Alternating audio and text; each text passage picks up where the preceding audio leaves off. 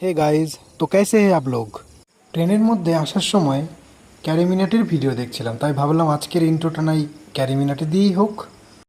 আজ কুমারঘাট টিএসএসে আসার সঙ্গে সঙ্গে লাইট অন করে দিলাম, যাতে পুরো চারিদিকে আলো আলো হয়ে যায়, আকাশে সুন্দর মেঘ। তো মনে হচ্ছে একটু বৃষ্টি হবে। তো দুপুরবেলার দিকে একবার হয়েছিল, এখন হবে মনে হচ্ছে, আবার নাও হতে পারে, কি হবে কে জানে। বৃষ্টি হলে আবার ট্রিপের ভয় থাকে। Welcome to my channel tech safari Suman. তো চলে এসেছি আর একটি নতুন ভিডিও নিয়ে।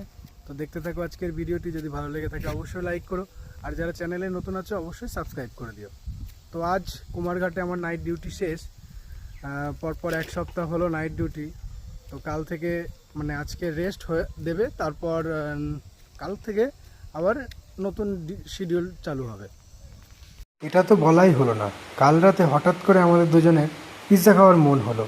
তো আকাশ আমাদের এখানে লোকাল একটা কী যেন অ্যাপ আছে, সেখান থেকে পিৎজা অর্ডার দিল। তো গরম গরম পিৎজা দুইজন মিলে একসঙ্গে খেলাম। এটার এমন একটা নাম আমার আবার উচ্চারণ হয় না ঠিকঠাক। কেমন ভাই, পিৎজাটা খেতে কেমন? গুড গুড, ওকে, আমি এবার খেয়ে দেখি তাহলে। ডিউটি শেষ করে যখন ফিরছিলাম, তো ট্রেনের মধ্যে বাচ্চাটিকে দেখলাম। বাচ্চাটা খুব সুন্দর, বাদামগুলো বেছে বেছে কত সুন্দর খাচ্ছিল। ও আর ওর দিদি একসঙ্গে হয়তো কোথাও যাচ্ছিল। বাচ্চাটা কিন্তু খুব কিউট, আমার তো খুব ভালো লাগলো, একদম পুরো গোলুমোলু।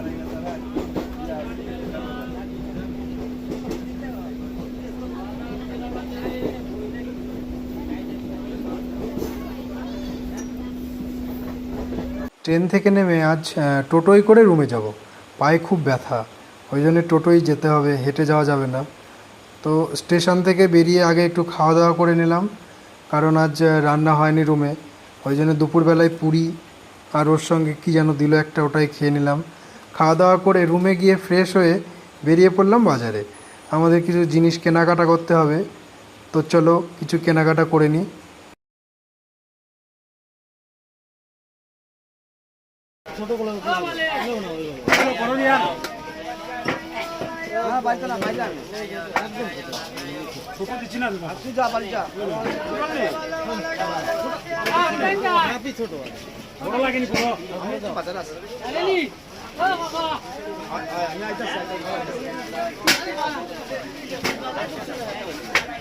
বড় হলে লাগবে তোমার?